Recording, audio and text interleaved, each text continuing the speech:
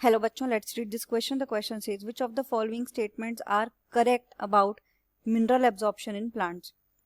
A. In the initial phase, ions are taken up into the outer space of cells, the apoplast. It is a passive process. B. In the final phase, ions are taken slowly into the inner space, the symplast of cells, and it is an active process. C. Passive movement of the ions into the apoplast occurs through ion channels, transmembrane proteins, which act as selective pores. D. All of the above. तो इस question में हमें ये बताना है कि अगर हम एब्जॉर्प्शन मिनरल एब्जॉर्प्शन की बात करते हैं प्लांट्स में, तो उसके रिगार्डिंग अगर हम बात करें तो कौन सा स्टेटमेंट करेक्ट होगा.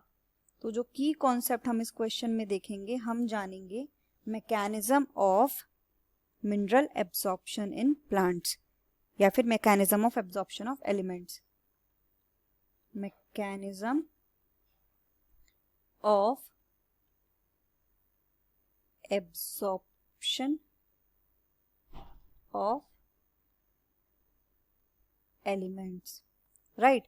तो अगर हम मैकेनिज्म ऑफ एब्जॉर्प्शन की बात करते हैं तो ये एब्जॉर्प्शन किन दो मेन प्रोसेसेस में होता है. एब्जॉर्प्शन में दो मेन हमें प्रोसेस मिलते हैं, राइट. पहला होता है हमारा जो इनिशियल फेज है, first phase, initial rapid phase.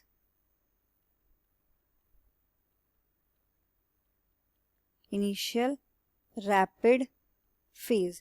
दूसरा होता है हमारा सेकेंड स्लो फेज या फिर फाइनल स्लो फेज. तो इसमें हम क्या देख रहे हैं कि जो इनिशियल रैपिड फेज है, इसमें हमारे को पैसिव मूवमेंट मिलता है आयंस का, यानी कि पैसिव अपटेक होता है. और पैसिव अपटेक कहाँ पर हो रहा है? आउटर स्पेस या फ्री स्पेस में. फ्री स्पेस और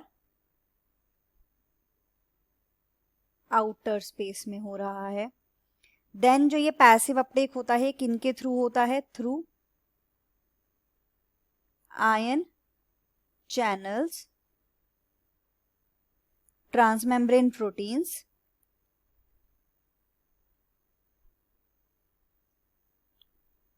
ट्रांसमेम्ब्रेन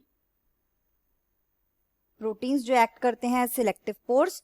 तो इनके थ्रू ये होता है. और ये जो हमारा पैसिव अपटेक होता है, ये बेसिकली कहां पर हो रहा है? एपोप्लास्ट में. और ये पैसिव है, इसमें कोई एनर्जी रिक्वायर्ड नहीं है और अलोंग द कॉन्सेंट्रेशन ग्रेडियंट है. तो ये जो फेज है ये बहुत फास्ट होता है, ये रैपिड होता है, ये स्लो नहीं होता, ये थोड़ा रैपिड अपटेक होता है इसमें, तेजी से.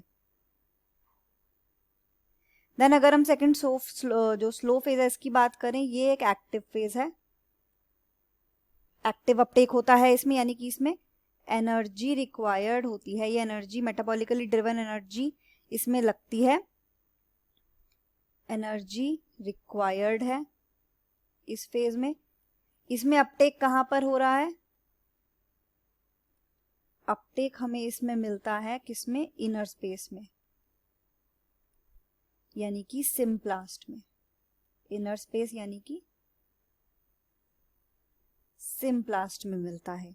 तो ये हमारे दो प्रोसेस होते हैं. तो अगर हम स्टेटमेंट्स की बात करें कि इसमें ए स्टेटमेंट बोल रही है कि इनिशियल फेज में आयंस टेक अप होते हैं आउटर स्पेस ऑफ सेल्स में, एपोप्लास्ट में, जो कि एक पैसिव प्रोसेस है. तो ये बिल्कुल ठीक स्टेटमेंट है. सेकंड जो स्टेटमेंट है उसमें बोला गया है कि जो फाइनल फेज है, यानी कि सेकंड स्लो फेज यानी कि फाइनल फेज जो है, इसमें आयंस धीरे धीरे जाते हैं. ये बिल्कुल ठीक बात है, क्योंकि एक्टिव फेज है, एनर्जी चाहिए, अगेंस्ट द कॉन्सेंट्रेशन ग्रेडियंट हो रहा है, एनर्जी ड्रिवन प्रोसेस है, तो इसमें स्लो अपटेक होता है. तो इसमें जो बोला गया है कि फाइनल फेज में आयंस स्लोली जाते हैं इनर स्पेस में, सिम्प्लास्ट ऑफ द सेल, और ये एक्टिव प्रोसेस है, ये भी बिल्कुल ठीक है. सी में बोल रहे हैं passive movement of the ions into the apoplast occur through ion channels, transmembrane proteins, जो कि सिलेक्टिव पोर्स की तरीके से काम करते हैं, ये भी बिल्कुल ठीक है. तो यहाँ पर हमारी सारी स्टेटमेंट्स ठीक हैं, इसीलिए आंसर हो जाएगा option D, all of the above. हमें करेक्ट बतानी थी तो सारी करेक्ट है. The final answer is option D, all of the above. Hope you understood it well. Best of luck.